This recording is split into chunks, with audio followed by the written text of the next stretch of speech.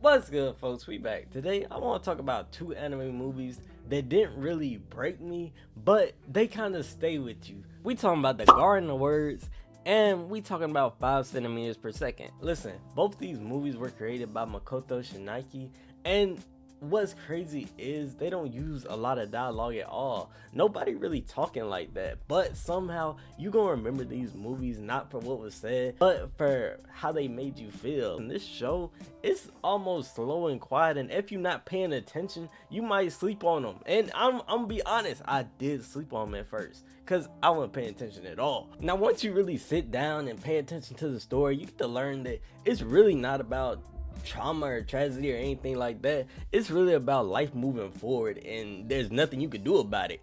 And before we get deep into it, I gotta talk about this scene right here. Listen, this moment right here from The Garden of Words, it caught me completely off guard. But listen, this man was so heated, he was ready to smack the first person he saw. He really pulled up and smacked the hell out of him. Then he proceeded to get the beat down. Cause this man, oh my god, he should have never did that. But I'm not gonna lie, when I first saw this, I kind of laughed. I thought it was a little bit funny. But what really made this scene hit so much harder is everything that comes after it. Cause that's when I realized this story is a whole lot heavier than it's look. And listen, I'm talking about these two movies together for a reason. Now, watching both of these stories, they both make you feel like you trapped inside a box in an endless time loop, but they do it in extremely different ways. Alright, now first let's start off with 5 centimeters per second. This story is really about two people who really form a real deep bond when they're young. They care about each other deeply, they try to stay in touch, but when time moves on, life slowly falls apart for them. Listen, they start going to different schools, different cities, and they start getting different responsibilities.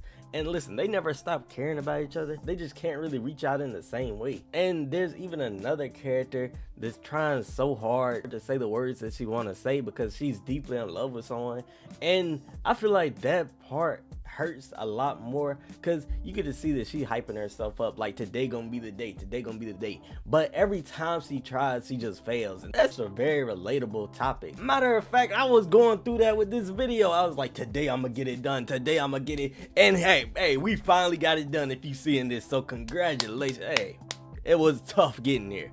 But and the thing that I do like about this movie is that there's no villains, there's nobody evil. This really just a story about life pulling people apart. If you told me to give you one word to describe how this story feels, I gotta say distant, because it's really about someone slowly fading out of your life, not because you really want them to, but because timing really don't allow it, and you don't get any closure from this movie. You just gotta move on with your life, and that's kind of painful in a tough way. It's like when you used to talk to someone every day and they slowly become a stranger, not because something bad happened or some argument, but one day you just realize y'all don't ever really talk anymore. Alright, now let's talk about The Garden of Words. Now this story is about two people at very different stages in their life, both of them struggling mentally and both of them running from their problems.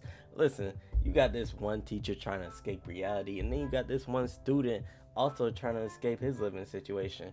And the way they do this, meet at the same garden whenever it rains, at first it's not about romance at all. It's really about them being comfortable in silence, and you really get the feeling that they get to understand each other. It's really about two people helping each other stand back up. And what made this movie feel kind of realistic to me is how the characters got their own coping mechanism. Like the teacher, she eat nothing but chocolates and alcohol, and I got a friend kind of like that, but we ain't gonna talk about that.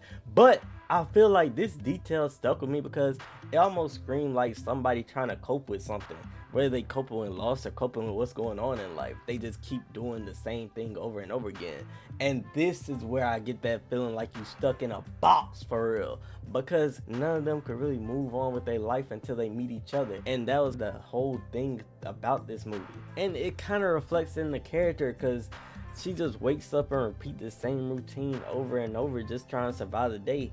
And honestly, that's real life. Listen, people be coping in all types of ways, and food could be one of them.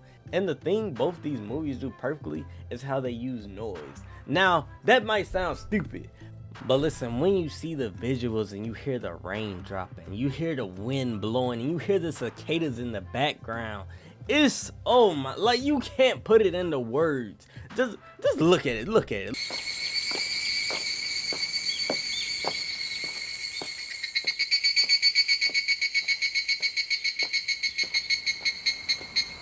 powerful without saying a goddamn thing. Or maybe I'm just crazy. But I feel like there's so many scenes where nature just takes over and it really tells a story on its own without you having to really see a whole lot of action. And that's kind of a powerful thing. And listen, usually I don't pick up on these sound details when I'm watching a movie, but this one, it made it obvious. It wanted you to sit in silence and really listen to the wind. And the sound itself is still telling a story with the visuals. I can honestly see how both of these movies led up to what I think is peak in Weathering With You and Your Name.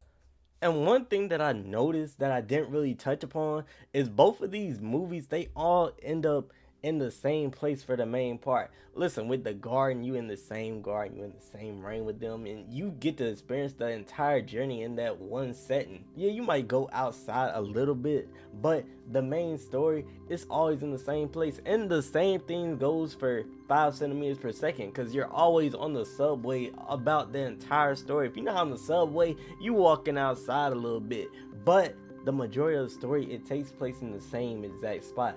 And for them to make that interesting, like, it's kind of mind-blowing if you think about it. But listen, I will say this: if you decide to watch one of these movies, definitely watch it in sub. Listen, this ain't no sub dub war. I'm talking about in the dub, it made certain characters feel like terrible people. Like, for example, in the Garden of Words, this kid, he wants to be a shoemaker. In the dub, the brother basically craps on this man's dreams, saying, look at his shoes, they're pathetic. He ain't never gonna be nothing in life. And I really want to smack the hell out of him for that. And I'm not even that connected to these characters, but that was just some hating. But in the sub, I actually got to see that the brother was actually relaxed and chill, and he was supporting his brother. And that's kind of a weird thing that I picked up with the dub. It made some characters real unlikable, but in the sub, you could see that they were really chilling for the most part. But I feel like together, both these movies trying to teach you something. With 5 centimeters per second, it shows you that love isn't enough sometimes. Like, not because you don't care enough about people, but because life gonna keep moving on and you eventually gonna fall apart. And some people come into your lives just to help you survive for a quick session and then they're gone. When it comes to the Garden of Words, it kind of shows you that even though you could be stuck in a life, you could have someone help you heal. But I'm not gonna lie, these movies didn't really make me cry, but they did make me think about life. And honestly, I feel like sometimes you need to lay in bed and stare at the ceiling for a good 30 minutes. Hey, it might do you some good for real. But listen, if you like this video, you definitely gonna like this video right here. Hey, it's about Weathering With You, and it's a great break. Hey, click on the video, god damn it. But with that being said, like, subscribe, hit the notification bell if you wanna, and it's all still over. Hit the subscribe.